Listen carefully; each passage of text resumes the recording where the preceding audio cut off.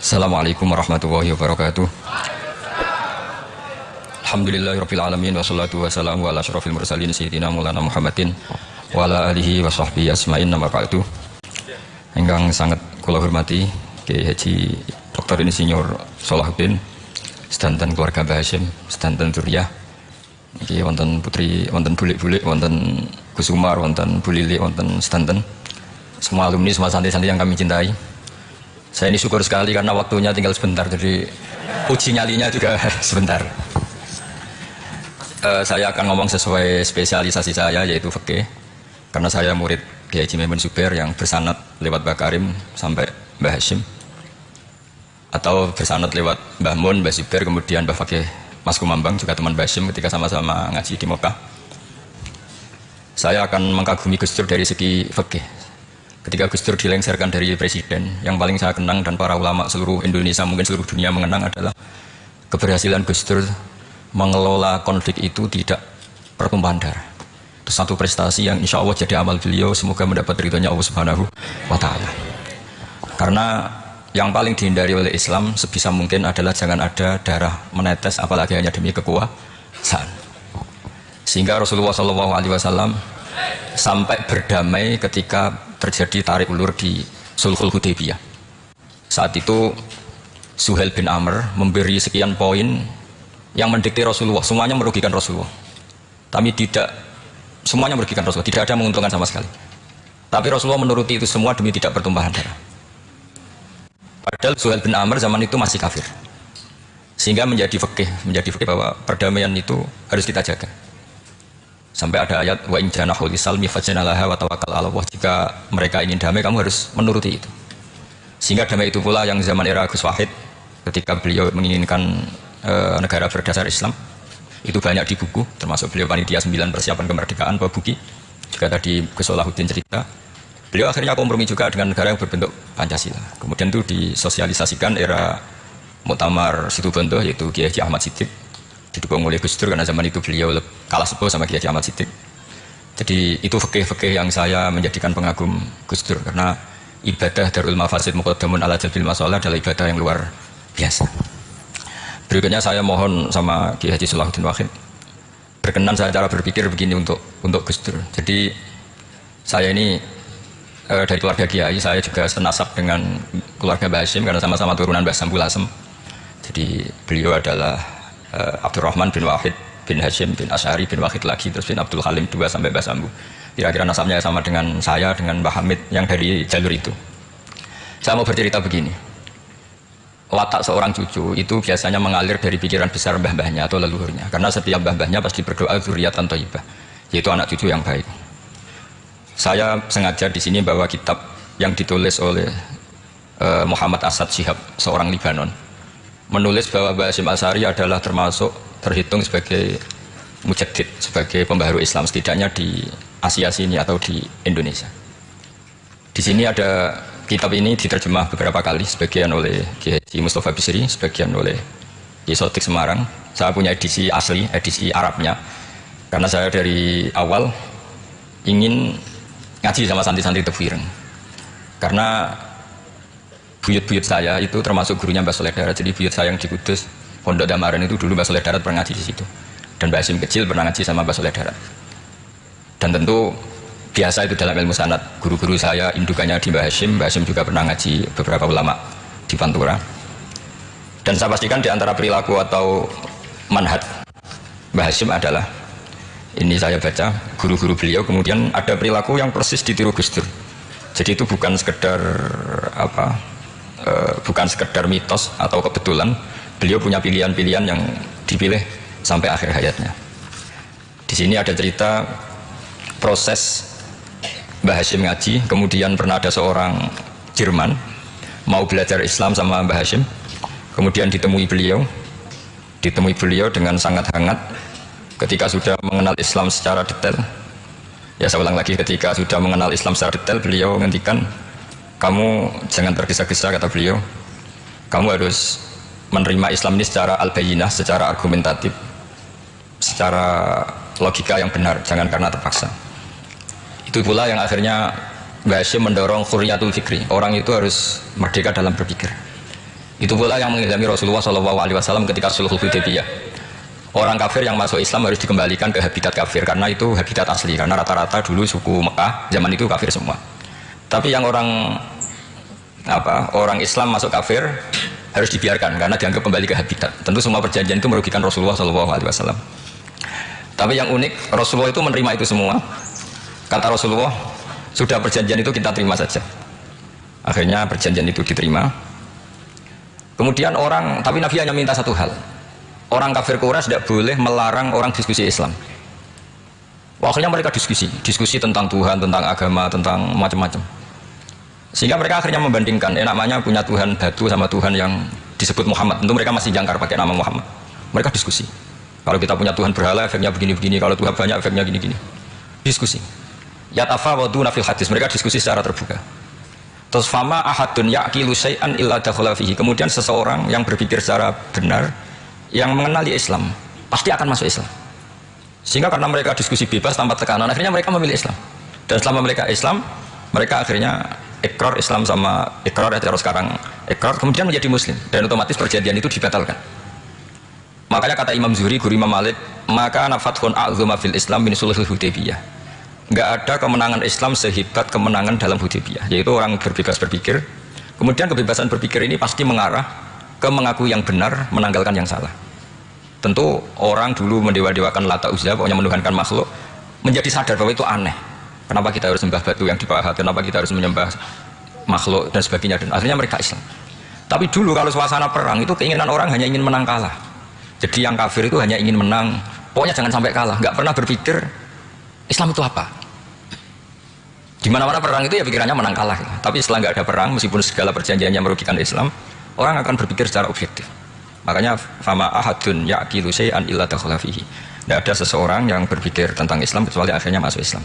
Sehingga itu disebut maka nafathun a'zama fil Islam min sulhul Hudaybiyah. Enggak ada futuhat yang sebesar sulhul Hudaybiyah. Ya, kitab ini namanya Wadi'ul Labinat Istiqlalil Indonesia. Mungkin santri Tebireng mungkin lebih tahu ya, karena harusnya lebih tahu. Jadi kalau tahunya baru sekarang ya rada innalillahi wa inna ilaihi rajiun. Jadi saya tidak perlu bangga lebih tahu karena memang seharusnya Anda lebih tahu. Kalau tidak ya keterlaluan. Ya namanya itu Wadi'ul Labinatil Istiqlal al-Indonesia. Ini saya baca tapi ini demi Gus Dur, artinya bahwa pilihan-pilihan itu mulai ada zaman Basim Asy'ari. Saya baca satu-satu ya, mulai kredibilitas ilmu beliau, karena dalam Islam itu harus ada sanad. Saya pernah ditanya seorang ilmuwan, Pak Bahak, kenapa Islam itu harus ada sanad? Kita kan orang cerdas kan bisa berpikir sendiri, ngapain nunggu pikirannya orang-orang gitu. Terus saya bilang agama itu agamanya Allah dan Rasul. Kalau pikiran kamu namanya agama kamu, bukan pikiran agama, kata saya. Kalau kamu punya pikiran ya namanya pikiran kamu, tidak agama. Kalau agama itu harus bersanad. Jadi pikirannya Mbak Hashim sama dengan pikirannya Mbak Mahfud pikirannya sama dengan Said Abi Bakar Sato sama dengan Said Zaini Dahlan dan seterusnya sampai logika itu sampai Rasulullah SAW.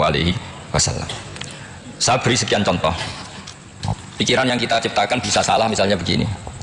Dulu misalnya Nabi pernah bersabda, al-qatil wal matul finnar, pembunuh yang dibunuh sama-sama neraka. Jadi idal taqal muslimani bisayfihima fal qatil wal matul finnar. Jika dua orang muslim bertemu sama-sama bawa pedang, maka yang bunuh maupun yang dibunuh itu sama-sama masuk neraka. Makanya kita harus syukur sekali Indonesia itu paling menghindari membunuh, karena kalau sesama muslim membunuh itu ancamannya berat, sama-sama masuk neraka. Bukan sekedar diboyong dari pondok Tebireng, itu neraka itu. Kalau dibayang pondok gampang itu, nanti pondok lain gampang. Terus logika sahabat begini, hadza al-qatil fama balul maqtul. Oke ya Rasulullah, kalau al-qatil masuk neraka namanya pembunuh, oke kita terima. Tapi fama balul maqtul, lalu dosanya yang terbunuh itu apa? Wong dia korban kok dia dibunuh? Apa jawabannya Rasulullah SAW? Jawabannya innahu kana harison ala qatli sahibi.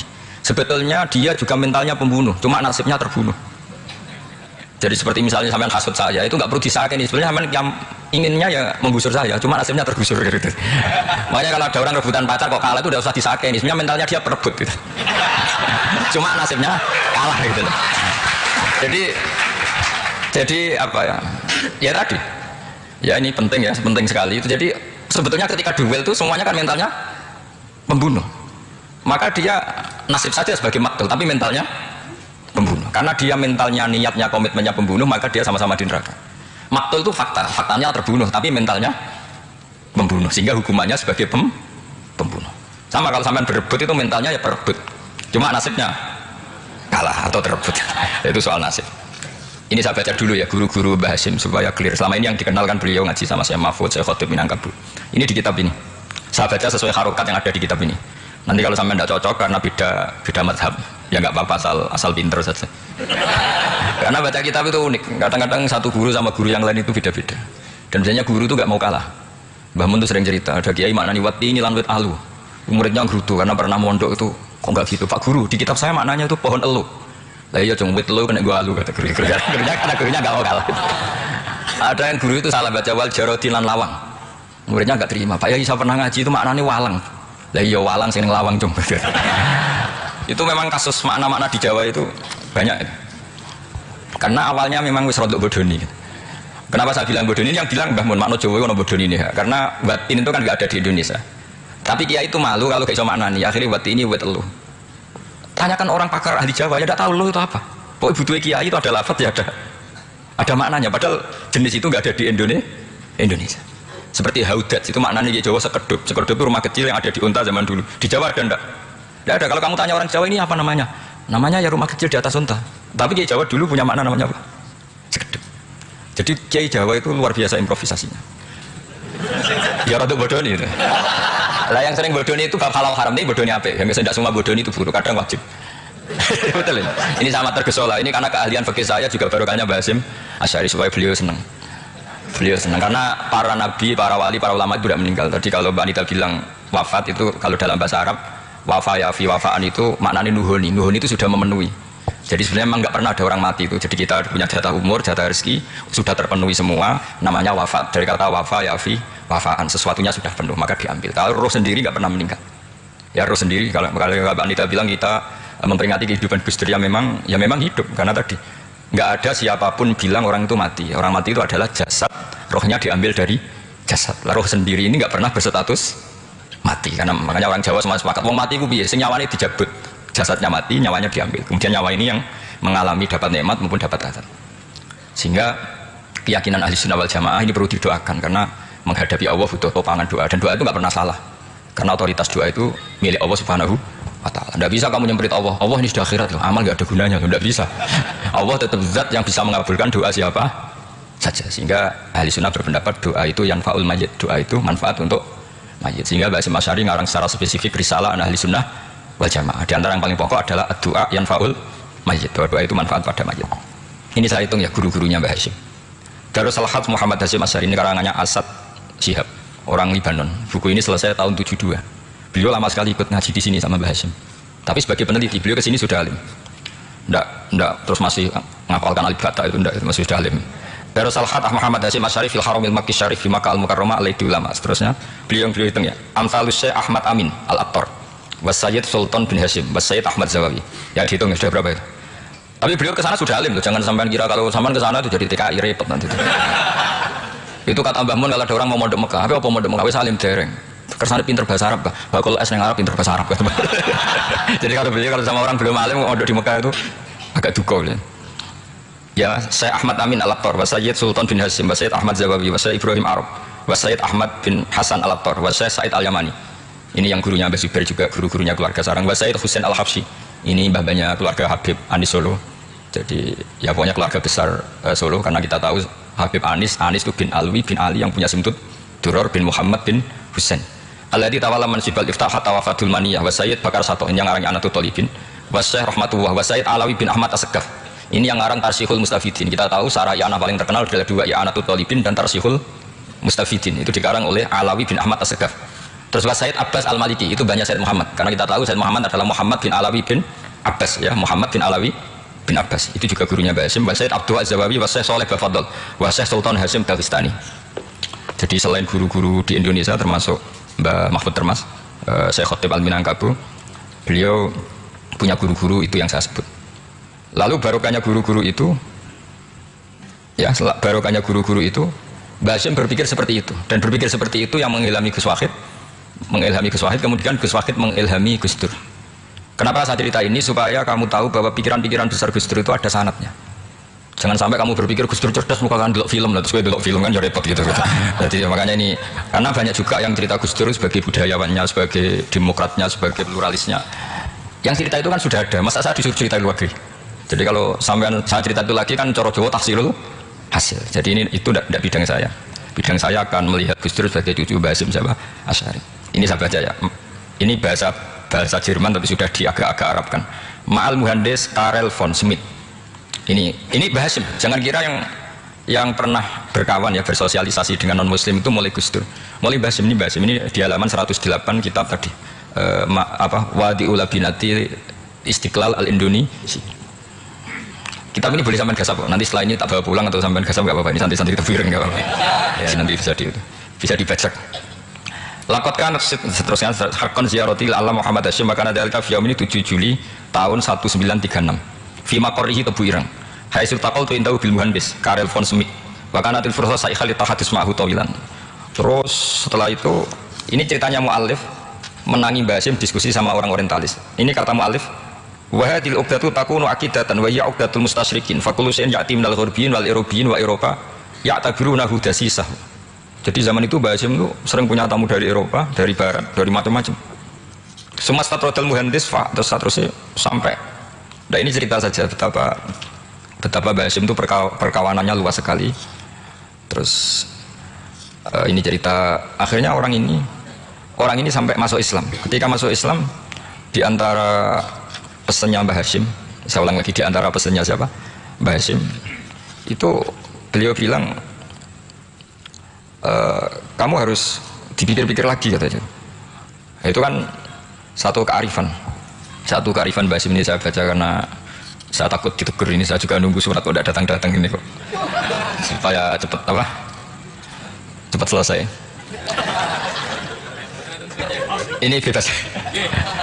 Kalau ada surat malah kebenaran ini karena sudah mulai nyari-nyari. Ya jadi saya mohon nanti kitab ini bisa dikaji di sini. Nanti saya tinggal di sini ada cerita-cerita sampai beliau berteman orang Eropa, terus beliau macam-macam sampai terus saya teruskan. Sumar salat kusirka ila Indonesia 1929 watana kola fi kasirin dan mudun wa kata akhiran fi Madinati Surabaya fi Jawa Syarqiyah wa min huna badalatil hidayah wa taufiq taqudanihi ilal khairi hadas lautil hadis bil amil alladhi yakti fatrat tasdirah. Jadi orientalis tadi ketika berteman Mbah Hasyim lama-lama tertarik oleh Islam. Ketika mulai tertarik dengan Islam wa syara bil istiqrar aruhi wal amni tam wa kaifa ya'budu rabbahu ibadatan haqiqiyah. Terus mulai tertarik dengan Islam, terus konsultasi sama Mbah Hasyim. Jadi tertariknya barokahnya Mbah Hasyim. Orang ini kemudian wabakiyal muhandis itu insinyur Karel von Schmidt fi Indonesia hatta dalatil harbul alamiyah sehingga perang dunia kedua selesai wa indama qawamal Indonesiun di Telhumi al-Hulandi fi harbil istiqlal am wa kana muhandis fi sufil Indonesian dafahu islamuhu li asyari ka saterusé. Terus ini saya cerita, jadi Mbah Hasyim pernah mengislamkan orang Belanda, orang Jerman, orang Jerman, terus orang ini hidup di Hamburg sampai akhirnya beliau dakwah Islam di sana. Jadi ini pentingnya supaya sampean tahu bahwa Tebu Ireng mulai dulu adalah komunitas internasional. Ya, Tebu Ireng mulai dulu adalah komunitas internasional. Jadi terus ketika ngadepi Indonesia yang dijajah, ini Mbah Hasyim bersama kawan-kawannya sepakat iktikaf di Multazam. Ini saya baca ya. Wa akhiran istama'a ma'a nukhbatin min haula'i talaba min zalama alaihi al-had Muhammad Hasyim ala ayata'ahadu wa yaqumu bi amalin fi lailatin min laili syahril ramadan al-mu'azzam istama'a haula'i talaba waladina yantamuna ila iddati qawamiyah itu kalau bahasa sekarang perlawanan min Afrika wa buldani janubi Asia Tenggara wa Asia al-Wusta Asia Tengah wal buldan al-Arabiyah wa kana al-had Muhammad Hasyim asyari ahadahum wa waqafu jami'an amamal multazam bil Ka'batil musyarrafah wa ahadu wa aqsamul yamin ala yakum bil jihad fi sabilillah li ilahi kalimatil islam wa tauhidil muslimin bin nasril ilmi wa tawiyah wa tafaqquh fiddin talaban li mardatillahi ta'ala la yarjuna min wara'i dzalika malan wala mansiban li anfusihim. Jadi sebelum beliau pulang ke Indonesia itu komunitas Asia Tengah, Asia Dekat, Asia Jauh semuanya dijajah karena Mesir dijajah Prancis, yang Burma dijajah ini, yang Indonesia dijajah ini, semuanya berdoa di Multazam. Intinya Mbah Hasyim itu patriotik betul. Tapi ya religius betul, beliau berdoa di Multazam. Beliau menyanggupi siap jihad melawan penjajah, tapi saat itu juga berikrar kalau semua itu tidak untuk nyari pangkat. Makanya saya yakin Gus Dur adalah orang saat jabat presiden karena supaya Indonesia tidak chaos. Buktinya apa? Ketika beliau dilengsarkan ya santai saja. Wong ngajine wa mal hayatud dunya ila mataul ghurur, jadi ya santai saja itu. Enggak jadi masalah. Terus kitab ini menerangkan Ini saya baca ya. Li khidmati dual alladziina laha musta'maratun. Musta'marat itu dijajah mislu Holanda wa Inggris wa Rusia wa Persia wa fi hadzal amri bidzat ana 'alal muslimin wal mas'ulin khususan. Ini intinya ulama-ulama yang dari timur jauh kemudian sowan ke Mbah Hasyim minta fatwa karena negara-negara mereka juga dijajah. Jadi dulu orang dari Jerman, dari mana-mana belajar Islam juga sama Mbah Hasyim. Yang negara-negara Asia Timur, Asia dekat itu juga kalau konsultasi kemerdekaan juga sama siapa? Mbah Hasyim. Jadi uniknya kitab ini ditulis oleh orang Libanon. Jadi orang Libanon itu saking penasarannya sama Mbah Hasyim Asy'ari itu datang ke sini. Ya datang apa? Datang ke sini untuk belajar sama Mbah Hasyim. Dan di antara belajar itu kemudian sampai sini ternyata tamu-tamunya Mbah Hasyim dari berbagai negara. Mulai yang konsultasi cara memerdekakan negaranya karena mengalami dijajah sampai cara belajar Islam yang benar, termasuk tadi yang Karel von Schmidt tadi yang masuk Islam karena konsultasi sama Mbah Hasyim padahal dia orang Jerman. Terus di antara kelebihannya Mbah Hasyim ini juga ditiru Gus Dur, wal haji Muhammad Hasyim la yajidu kharajan ayuna kisau sami' wal mukhatab bal yurahibu bidzalik. Mbah Hasyim orang yang enggak tersinggung ketika pendapatnya ditentang atau digugat oleh lawan bicaranya. Beliau santai, tidak terus ya tidak berontak, ya santai aja. Enggak terus anggur dibantah, bantah kiai kualat, tidak ada itu, tidak ada sanadnya. Nah ini saya pastikan ya bahwa kehebatan Gus Dur itu kita nggak lepas dari barokahnya siapa? Mbah Hasyim. Sekali Rasulullah SAW sebagai Sayyidul Mursalin, beliau yang akui anna da'watu Ibrahim wa bisyaratu Isa. Aku hebat ini barokah itu dengan Nabi siapa? Ibrahim. Maka ini sesuatu yang saya tekuni, jadi nggak salah kalau bicarakan Gus Dur ya harus bicarakan Mbah Hasyim. Sama bicarakan Nabi Muhammad SAW juga harus membicarakan Jaddul A'la yaitu Ibrahim alaihissalam. Jadi ini kitab bisa dipakai atau digasap ya nggak apa-apa. Artinya gini, gasap itu kalau saya ada ridho ya jadinya gasap, kalau ridho ya jadinya boleh. Dan menjadi gasap kalau nggak dipelajari. Ya, jadi kalau nggak terus tinggu jimat itu kita fokus bahas sakti, wah ya repot makanya ini. Nah kalau dipakai itu gasap. Tapi kalau nanti didiskusikan sama teman-teman, kemudian menjadi baik, menjadi luar biasa, saya ikut ngamal. Terus saya ulang lagi, saya teruskan. Ittisolatu itu komoditas beliau. Lahu ittisolatun wasi'atun wa mukatabatun ma'a katsirin min zu'ama'il alam al-islami fi dzalikal ahdi. Fi annahum asyabul aziz as-salibi wa sayyidi yauddin wa syairosi. Adwil injil terus beliau punya perkawanan besar di komunitas internasional, termasuk saya Muhammad Abdul Karim Al-Khattabi wa Sayyid Alawi bin Thahir Al-Haddad, mufti Sultanati Johor. Ya, beliau berkawan dekat sama muftinya kerajaan Johor, Muhammad Ali wa Syaukat Ali bil Hindi, wa Muhammad Ali Jana Muhammad Iqbal. Muhammad Iqbal yang terkenal di India itu, wa Sayyid Hibaduddin Asyarustani, wa Wazirul Ma'arif Ali Roqiyah. Beliau berteman sama PM Irak. Jadi kalau Gus Dur dari Mesir belajar di Irak, ternyata dulu mbahnya teman akrabnya Perdana Menteri apa? Irak.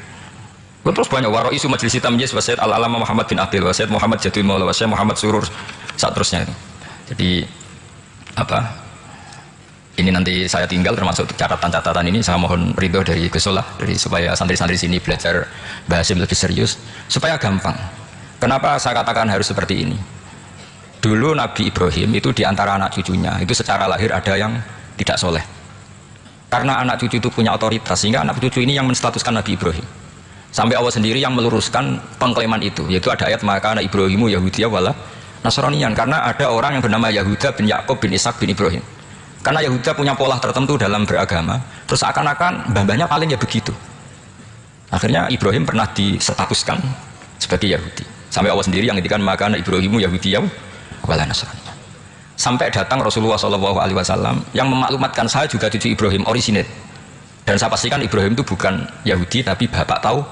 Semenjak itu Ibrahim dipulihkan namanya, bukan Yahudi tapi bapak tauhid. Yaitu diistilahkan Nabi millat abikum Ibrahim, semua tauhid adalah nginduk kepada Nabi siapa? Ibrahim. Nah saya ingin santri-santri Tebu Ireng misalnya nanti suatu saat jadi komunitas internasional, jadi orang keren komunitas internasional, itu bukan karena ingin gaya-gayaan terkenal, tapi ingin niru Mbah Hasyim bahwa itu awal dakwah Anda fil alam. Semua alam ini tentu butuh tauhid, butuh kebenaran, bukan gagah-gagahan sebagai orang populer. Terus persahabatan yang luas, misalnya Anda khusyuk terus kuper, wah ratau kancanan wong habis jadi wali gini terus kuper, mungkin Anda tidak akan jadi wali karena sanadnya Mbah Hasyim itu perkenalannya luas. Sementara kamu milih kuper, gak pernah berteman orang, tapi sanadnya sampai Mbah Hasyim itu membingungkan sanad itu. Mbah Hasyim tidak gitu kok kamu nyanatkan begitu. Jadi kalau santri Tebu Ireng mulai sampai di kamar, terus ngobong dupo, terus memperkenalkan diri jadi wali gitu. Nanti tonggo kamu ngira itu produk Mbah Hasyim karena kamu santrinya kan dianggap cerminan gurunya sampai Mbah Hasyim. Nah kalau ada yang teman-teman gitu harus dimaklumatkan itu sanad mungkotek.